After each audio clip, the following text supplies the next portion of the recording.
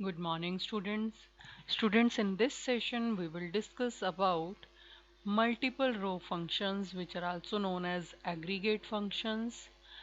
Apart from the aggregate functions, we will discuss about group by, having, and order by clause in the select statement. Multiple row functions, these are also known as aggregate functions, and multiple row functions operate on the collection of more than one row to return a single value. Examples: max, min, avg, sum, count. So let's discuss what this each function does. After that, we will take example using each of multiple row function. First is sum. Sum function is used to find the total value of a particular column. Max, as the name indicates, it is to find out the maximum value of a particular column. Minimum, min, it is to find the minimum value of a particular column.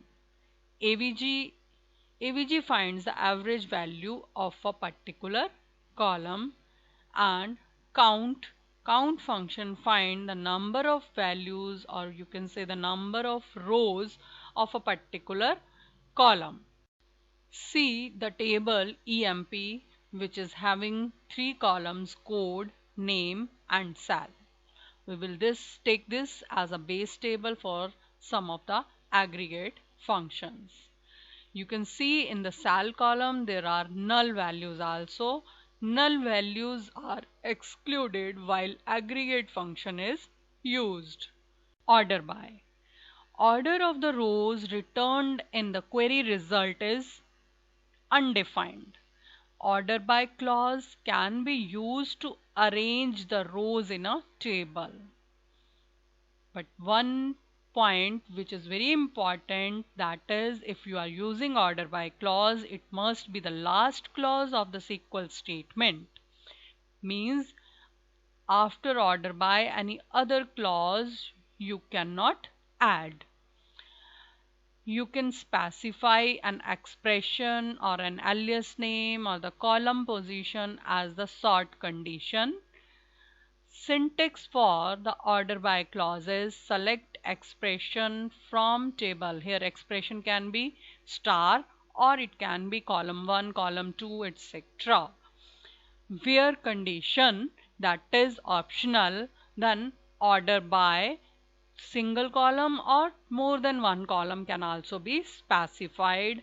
Again, this is optional. Then ascending or descending, ASC or DESC, any one of these should be specified, and again both are optional. In the syntax, order by specifies the order in which retrieved rows are displayed. Then ASC for ascending order, which is the default order. And if we are not writing ASC or DESC, descending, then by default ascending order will be there for the output. See this table, student, carefully. After that we will use order by clause on this table. In this table, admission number, name, class, section, and fees is given. As we have discussed, the default sorting order is ascending. Numerical values are displayed with the lowest value first, and date values are displayed with the earliest value first. Similarly, character values are displayed in alphabetical order. For example, A is first and Z is last. But if there are null values, then null values are displayed last for ascending sequence, and null values are displayed first for the descending sequence.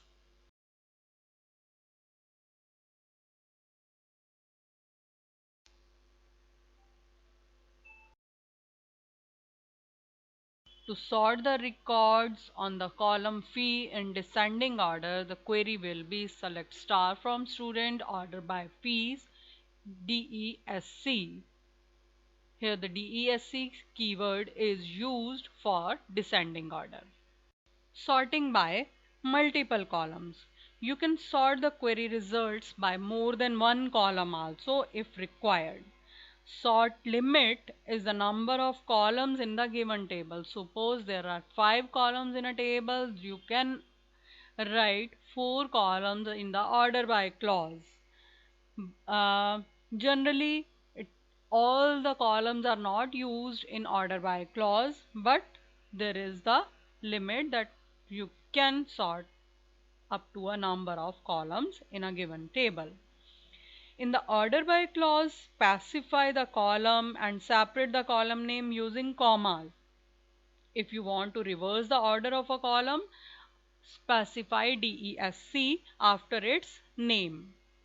You can also order by columns which are not included in the select clause. For example, you want to display only name, class, and fee, but you want to sort the records as per the sections also, which are not being displayed. Then you can write the query select name, comma class, comma fees, order by class, comma, section DESC.